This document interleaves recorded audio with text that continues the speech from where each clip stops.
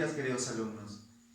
Quien les habla es el profesor Jorge Coelho y hoy día les invito a conocer la primera clase del curso de Geografía que titula La Introducción a la Teoría Geográfica. Bueno, como es la primera clase del curso de Geografía, pues tendríamos que empezar por la definición, lo que significa, lo que es la geografía, ¿cierto? Para ello, vamos a ver el punto número 1, denominado etimología, ¿cierto? ¿Qué es la etimología? ¿De dónde proviene la palabra? ¿Qué significa la palabra geografía? ¿Cierto? Bueno, la palabra geografía se divide en dos vocablos, ¿cierto? El primero es geo y el segundo es grafos o grafín, ¿cierto? El primero, geo, significa tierra y el segundo, grafos, descripción. Por lo tanto, etimológicamente, la palabra geografía significa descripción de la tierra. Claro, ustedes imaginarán, si yo les pregunto a ustedes, ¿qué es para ti la geografía? Me podría decir, bueno, la geografía estudia la tierra, estudia la atmósfera, los mares, los suelos, claro, todos esos elementos que ustedes pueden estar pensando, efectivamente los estudia la geografía, pero la geografía es una ciencia más grande, que para que ustedes puedan entender la extensión que tiene en realidad la ciencia geográfica, tendría que contarles un poco acerca de la historia de esta ciencia, ¿cierto? Que bueno, justamente sus inicios se marcan por esta palabra, descripción. En la antigüedad, ¿quién era un geógrafo? Un geógrafo era aquel que visitaba muchos lugares, recorría el mundo, ¿cierto? Pero en este caso, al recorrer el mundo, las distintas ciudades, pueblos, países, su trabajo era describir esos lugares. ¿Y qué es describir? ¿En qué consiste la descripción? Es comenzar a mencionar las características, ¿cierto? Las particularidades que tiene, en este caso, un lugar, ¿cierto? Eso es lo que hacía el geógrafo. Anotaba las características que podía tener este lugar que lo diferenciaban del resto, ¿no? Entre ellas, por ejemplo, si les pregunto, menciónenme características de un lugar, ¿cierto? Bueno, empezaría por su clima, su temperatura, su suelo, su relieve, ¿cierto? Bien, entonces, esto era en la antigüedad. Cuando yo les hablo en este caso de la geografía, en la antigüedad solamente se encargaba de eso, de describir, ¿cierto? Los hechos o fenómenos geográficos, que más adelante vamos a ver qué son los hechos o fenómenos geográficos. Entonces, les hablaba de la edad antigua, ¿cierto? Luego, de la edad antigua, ¿qué edad sigue? La edad media. ¿Qué ocurrió en este caso con la geografía en la Edad Media?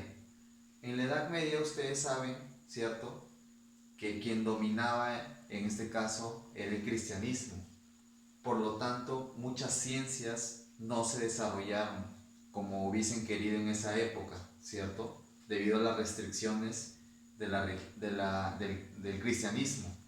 Entonces, una de esas ciencias que tuvieron un atraso, ¿cierto? O un retraso, fue la geografía.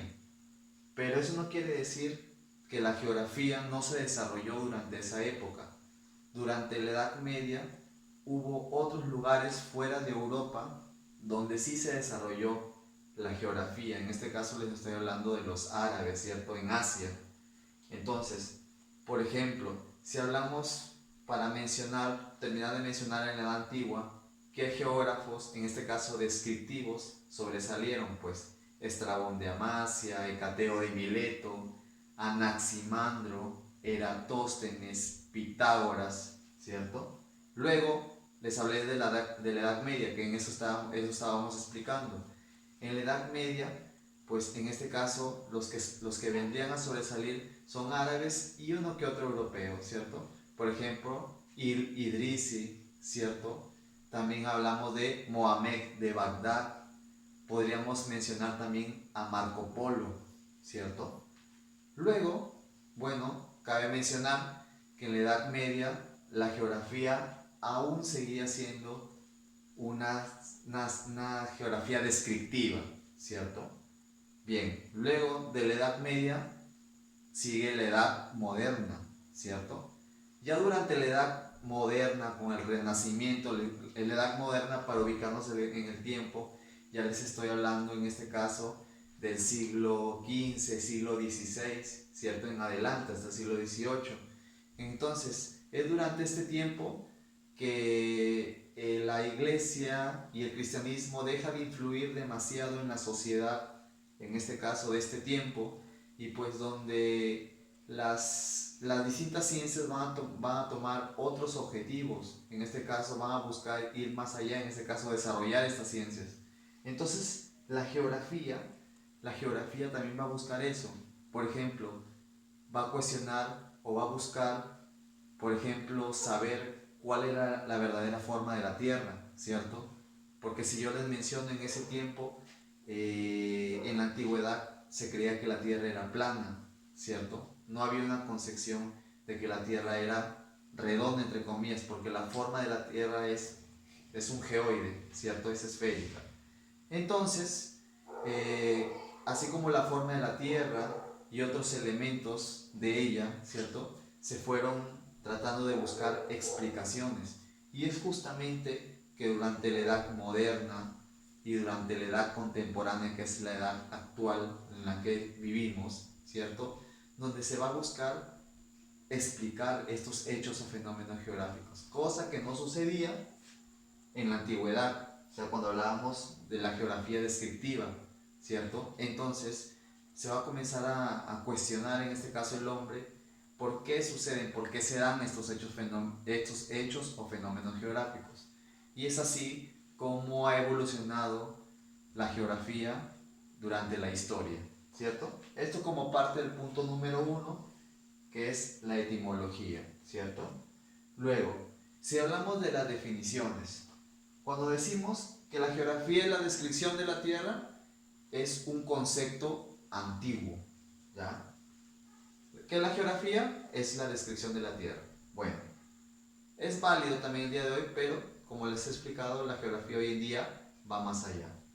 Entonces, si hablamos de las definiciones, por ejemplo, podemos decir que la geografía es una ciencia social y natural, ¿cierto?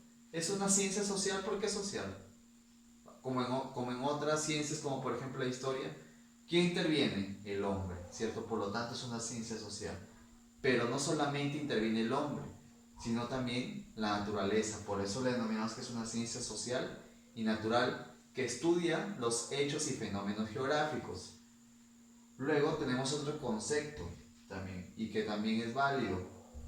Dice, la interrelación del geosistema. Es que claro, la geografía ya es la ciencia que estudia la interrelación entre el hombre y los elementos del geosistema, ¿cierto? ¿Y qué elementos tiene el geosistema? Pues el relieve, la atmósfera, ¿cierto? Los suelos, los océanos y así otros elementos más. Y por último, podemos decir que la geografía es la ciencia que en este caso estudia la localización, explicación y comparación de los distintos hechos o fenómenos geográficos. Entonces, como ven, tenemos una serie de conceptos, pero que si se preguntan ustedes, de todos estos conceptos que hemos visto hasta ahora de geografía, ¿con cuál se quedarían o cuál es un concepto más fácil de aprender o entender? Pues para mí, por ejemplo, la geografía sería que es la ciencia que estudia la interrelación, ¿ya? Que estudia la interrelación entre el hombre y el medio geográfico, ¿cierto? Eso para mí sería la geografía, el concepto moderno de geografía, porque ustedes saben que el hombre depende justamente del medio geográfico y es más, lo modifica. Muy bien, pasemos al punto número 3, donde se mencionan a los representantes de la geografía, ¿cierto? Para eso lo vamos a dividir en dos tiempos. Los representantes de la geografía antigua y los representantes de la geografía moderna, ¿cierto? Como lo he mencionado al inicio, ¿cierto? Dentro de los representantes de la geografía antigua tenemos, por ejemplo, a Estrabón de Amasia, ¿cierto? Que fue el primero en utilizar la palabra geografía, ¿cierto? Tenemos a Hecateo de Mileto, tenemos a Eratóstenes, ¿cierto? A Anaximandro. Ustedes dirán, ¿y estos personajes de qué manera intervinieron en la geografía? Pues les contaré de algunos de ellos para que ustedes en su estudio en casa puedan investigar un poco más acerca de los aportes de estos representantes de la geografía antigua a la geografía, ¿cierto?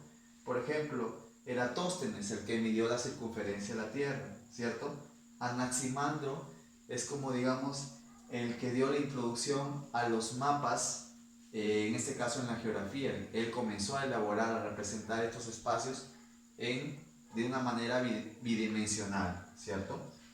Luego tenemos la segunda división, que es la geografía moderna. La geografía moderna tiene como representantes, por ejemplo, a Alexander von Humboldt, a Karl Richter y a Federico Raxel. Podríamos decir de Alexander von Humboldt que, por ejemplo, él se le considera el padre de la geografía física, ¿cierto? A Karl Richter, bueno, en este caso, él podríamos decir que si hacemos una diferencia entre estos dos, bueno, mientras Alexander von Humboldt se caracterizaba por ser un geógrafo, el geógrafo viajero, le llamaban, ¿cierto? Porque él, sus libros, en este caso que él escribió, justamente le sirvieron mucho los viajes que él realizó a distintos lugares del planeta. A diferencia de Karl Richter, que le llaman el geógrafo de escritorio, ¿cierto? Luego tenemos a Federico Raxel, ¿cierto? Que es el padre de la geografía humana y política, ¿cierto? Bien. Este es el punto número 3.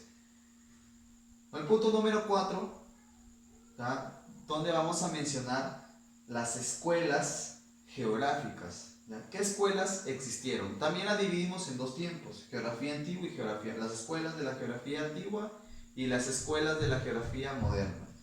En la geografía antigua, ¿ya? Sobresalen, por ejemplo, la escuela jónica entre el siglo VII y el siglo VI antes de nuestra era. O sea, estamos hablando de hace 700 y 600 años antes de Cristo aproximadamente. ¿Se dan cuenta? Luego tenemos la escuela de Mileto, por ejemplo, Hecateo de Mileto, Anaximandro. Estos representantes pertenecieron a la escuela de Mileto. Cuando hablamos si ustedes leen las palabras o escuchan en este caso Jónica, Mileto, Alejandría, estamos hablando de ciudades, ¿ya? Ciudades de la antigua Grecia, ¿ya? Por eso cuando escuchamos, por ejemplo, Tales de Mileto, Mileto hace referencia a la ciudad de donde proviene, ¿cierto? Por ejemplo, Anaximandro, Hecateo, ¿cierto? Luego tenemos la escuela de Alejandría, que sobresale, por ejemplo, Eratóstenes, Estrabón, ¿cierto? La siguiente es la geografía moderna, ¿ya? En la escuela geográfica moderna sobresalen, vamos a decir, dos teorías geográficas. Por un lado, el determinismo geográfico, ¿ya? El determinismo geográfico que fue propuesta por el alemán, ¿ya? Es una escuela alemana en realidad, ¿ya? Propuesta por Federico Raxel. ¿Qué nos dice el determinismo geográfico? El determinismo geográfico nos dice, ¿ya?, que el medio geográfico se sobrepone al hombre, limita al hombre. ¿Cómo así? De repente, ¿cómo podrían entender el determinismo geográfico? Pues, que por ejemplo, si hay dos pueblos que están divididos por un gran río, ¿cierto? Entonces, el determinismo geográfico nos dirá que es imposible que estos dos pueblos tengan una conexión, se unan, porque los divide un río. En este caso, la naturaleza, en este caso el río, está limitando la relación entre esos dos pueblos. Pero, ¿qué nos diría la escuela francesa que propuso el posibilismo geográfico? ¿cierto? Propuesta por Pablo Vidal de la Blache. Él nos dice que el hombre, todo lo contrario a esta teoría, al determinismo geográfico, que el hombre con su inteligencia se sobrepone a la naturaleza. En este caso recurro al ejemplo que utilizamos para el determinismo geográfico. Pues si hablamos del posibilismo geográfico decimos, el hombre como con su inteligencia se sobrepone a la naturaleza, pues allá, entonces el hombre va a inventar, va a construir un puente para unir esos dos pueblos. Entonces más o menos así funcionan las teorías modernas de las escuelas geográficas. Entonces, hasta aquí nos hemos olvidado de mencionar también un punto, que toda ciencia tiene un objeto de estudio y la geografía también lo tiene. Su objeto de estudio es el paisaje geográfico o espacio geográfico, ¿cierto? ¿Qué es el espacio geográfico? Son los distintos elementos naturales o culturales que hay en este espacio, ¿cierto? Para eso yo tengo que saber pues que en un paisaje geográfico encontramos tres tipos de paisajes. Un paisaje natural, un paisaje cultural y un paisaje mixto, ¿cierto? ¿Cuál sería el paisaje natural? Aquellos paisajes que tienen elementos donde no ha intervenido el hombre, donde el hombre no los ha creado. Por ejemplo, hablamos de un bosque, ¿cierto? Podríamos hablar de pronto de la selva, ¿cierto? Entonces son lugares donde no ha intervenido el hombre, donde el hombre, como decía, no ha metido mano, ¿cierto? Pero si hablamos de los paisajes culturales, son aquellos espacios donde el hombre sí ha intervenido. Por ejemplo, las ciudades, ¿cierto? En las ciudades, ¿qué elementos culturales encontramos? Puentes, carreteras, ¿cierto? Canales de agua y otras cosas más. Y bueno, el paisaje mixto es cuando se unen estos dos tipos de paisaje, tanto paisaje natural como paisaje cultural. ¿Ya? Bien, en el punto número 5. En el punto número 5 vamos a encontrar los llamados principios geográficos. ¿Qué son los principios geográficos?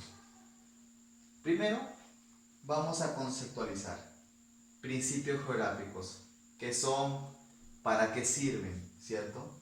O por qué están dentro de la geografía.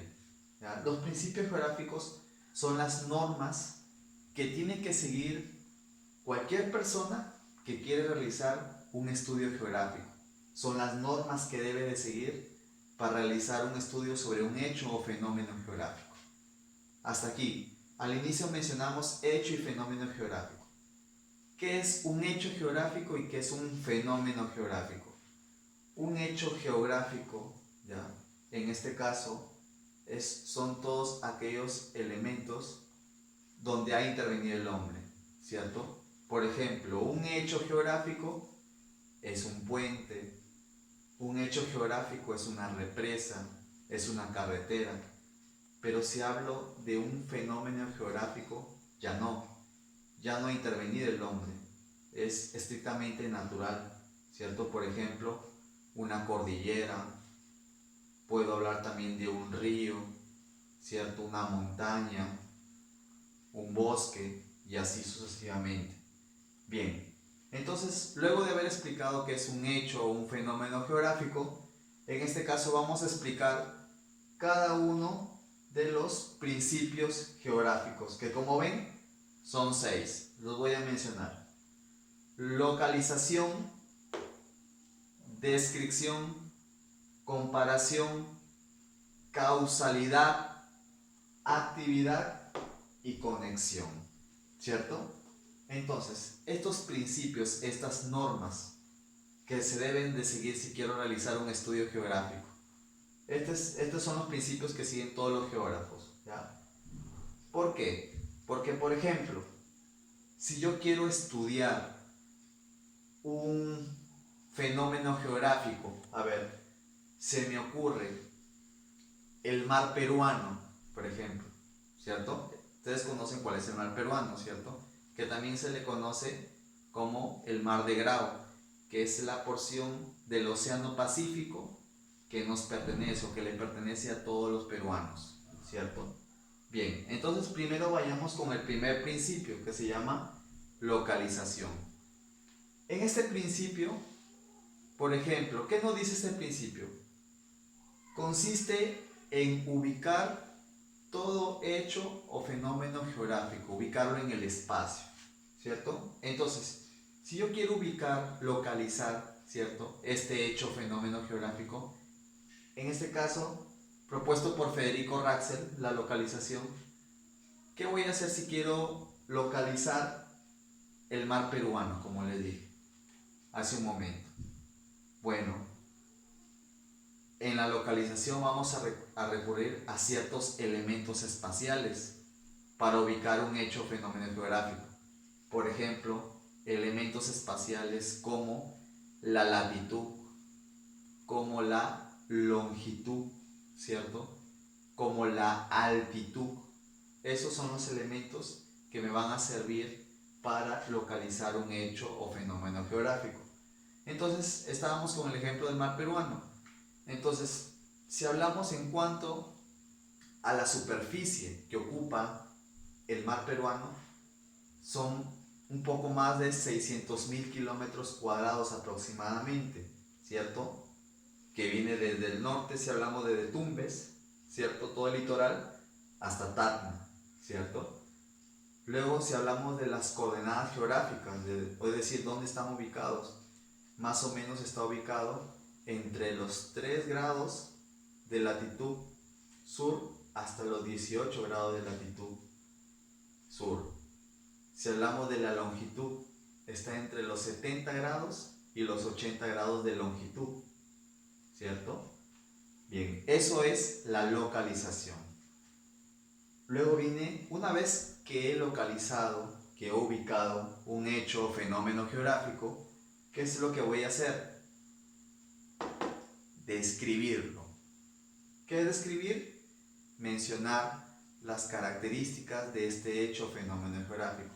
¿Qué características? Sus particularidades, ¿cierto? Lo que lo hacen diferente de otros hechos o fenómenos geográficos similares. ¿Por quién fue propuesto? Por Pablo Vidal de la Blache, ¿cierto? La descripción, por ejemplo, del mar peruano. Seguimos con ese mismo ejemplo. Ya lo localicé, ahora voy a describir. ¿Qué cosas, qué características puedo mencionar del mar peruano? A ver, se me ocurre la temperatura, ¿ya? Ustedes saben que nuestro mar peruano, a pesar de estar cerca al ecuador terrestre, donde las temperaturas son más altas, ¿qué quiere decir eso? Que hacen más calor, ¿ya? Las temperaturas son más altas. Por lo tanto, nos correspondería temperaturas de nuestro mar altas, o sea, entre los 24 grados, ¿cierto? Pero en realidad, ustedes saben, si es que alguna vez han ido a la playa, por ejemplo, ya sea aquí en las playas de la provincia de Sechura, San Pedro, San Pablo, Matacabayo, Chuyillachi, o en este caso si vamos a las playas de Paita, por ejemplo, Colán, Yacila, Cangrejos, ¿cierto? Ustedes saben que las aguas de nuestro mar son frías. ¿Y eso a qué se debe que son frías? Justamente esa explicación la vamos a ver en el otro principio, que es causalidad. Pero estábamos mencionando las características, estábamos describiéndola, pero no. Si hablamos de la temperatura, pues decimos que la temperatura promedio del mar peruano está entre 17 grados centígrados y 19 grados, ¿cierto? O sea, son aguas frías. ¿Qué otra cosa podemos hablar, aparte de la temperatura? La salinidad, la cantidad de sal que hay en nuestro océano, en nuestro mar. No en todos los mares, todos los mares son salados, pero varía la cantidad de sal que hay en los mares. Algunos son más salados que otros. Podemos hablar del color, ¿cierto? Del color de las aguas de nuestro mar, que generalmente el color que consideramos es azul verdoso, ¿cierto? Entonces hemos dado unas características, hemos descrito nuestro mar peruano. Luego vayamos al siguiente principio, que se llama el principio de comparación. El principio de comparación también se le llama analogía, ¿cierto? Este principio de comparación o analogía, propuesto por Carl Richter y Pablo Vidal de Lablache, ¿ya? ¿En qué consiste? En, vamos a decir, comparar, ¿ya?, las características que puede tener, en este caso, semejanzas o diferencias entre un hecho o fenómeno geográfico parecido. Si estamos comparando el ejemplo del mar peruano, a ver, vamos a comparar el mar peruano con el mar Rojo, ¿cierto? A pesar que los dos son masas de agua salada, ¿cierto? Son masas de agua de océano, no tienen las mismas características, ¿cierto? Podríamos decir, entre las características del mar peruano, mientras el mar peruano es frío, el mar Rojo, sus aguas son más cálidas. Si hablamos del color, el mar Rojo, justamente por eso se le llama así, mar rojo, por la leve coloración que tienen en este caso sus aguas, de un color rojizo, a diferencia del mar peruano. Bien. Luego tenemos el siguiente principio, que es el principio de causalidad. El principio de causalidad, este principio es el más importante de los 6. ¿Ya? ¿Por qué? Porque este principio, ojo, causalidad, no casualidad, ¿ya? Porque muchas veces se suele confundir, pero el principio no es casualidad, sino causalidad. Entonces, cuando hablamos del principio de causalidad propuesto por Alexander von Humboldt, este principio le da el carácter de ciencia a la geografía. ¿Por qué? Porque gracias a este principio es que se va a tratar de explicar el por qué suceden los hechos o fenómenos geográficos, por qué se dan, ¿cierto? Esto va a buscar el por qué se dan, por qué suceden, por qué ocurren. ¿Bien? Siguiente principio. Bueno, no me olvidé en este caso de ejecutar un ejemplo también para causalidad. Siguiendo con el ejemplo del mar peruano, si hablamos del por qué las aguas del mar peruano son frías, ¿cierto? Vamos a explicar entonces por qué. Se pondrán a pensar, ¿por qué las aguas son frías de nuestro mar peruano? Tiene que deberse a algo, ¿cierto? Entonces, pues la respuesta está en el afloramiento de las aguas marinas. ¿Cómo así? En la superficie de los mares, de los océanos, que es donde generalmente llegan los rayos solares, ¿cierto? Hasta cierta profundidad. En este caso las aguas son un poco más cálidas que la de las profundidades. Pero en el mar peruano sucede este fenómeno llamado afloramiento, que las aguas, ¿ya?, que están en las profundidades suben hacia la superficie. Entonces eso hace que las temperaturas de las aguas de la superficie del mar peruano sean más frías, sean más bajas, ¿cierto? Son temperaturas más bajas. A eso también se le suma que por todo el mar peruano, el litoral peruano, pasa la llamada corriente de Humboldt, ¿cierto? Y la corriente de Humboldt se caracteriza por llevar aguas frías, ¿cierto? Esta corriente viene desde el sur, desde la Antártida aproximadamente, en dirección sur a norte. Luego tenemos el principio de actividad. ¿Qué nos dice este principio? Este principio nos dice que todo hecho o fenómeno geográfico está en constante cambio, en constante transformación. Nada se mantiene igual. Y eso ustedes lo saben. Ahora, ¿qué agentes son los que modifican estos hechos o fenómenos geográficos? No solamente el hombre, ¿cierto? Porque el hombre también modifica, ¿cierto? Ya sea al construir ciudades, casas, carreteras, también la naturaleza modifica, ¿cierto? Entonces, siguiendo con el ejemplo de actividad, por ejemplo, podríamos decir, ¿qué cambios se han dado en el mar peruano debido a la contaminación que existe en nuestro mar peruano? por el arrojo de desperdicios, de basura, ¿cierto? Entonces vemos que está en constante cambio, constante transformación. Por último tenemos el principio de conexión o relación, también se le conoce con ese nombre. Tanto el principio de actividad como el principio de conexión fueron propuestos por Jan Brunes. Entonces, el principio de conexión o relación nos dice que todo hecho o fenómeno geográfico está relacionado con otro también. Es decir, si hablamos de la conexión, por ejemplo, relación, podríamos decir qué relación tiene, en este caso, el afloramiento de las aguas frías en el mar peruano con, por ejemplo, con las actividades económicas como la pesca. Pues tiene mucha relación, porque ustedes saben que el mar peruano es uno de los mares más ricos a nivel mundial en recursos ictiológicos, es decir, en la pesca, ¿cierto? Ustedes saben de eso, ¿no? Tenemos mucha variedad de peces. Bien, dejamos de lado el punto número 5, que son los principios geográficos. Vayamos al punto número 6, que se le llama división de la geografía. ¿Cómo se divide la geografía? La geografía la podemos dividir en dos grandes ramas: en geografía general y geografía regional, o corología también se le llama.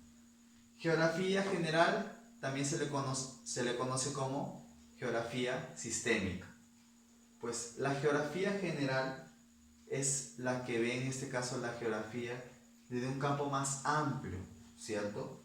Desde un punto de vista más general. Por eso se divide la geografía general o sistémica en, por ejemplo, la geografía humana, la parte de la geografía que estudia el hombre.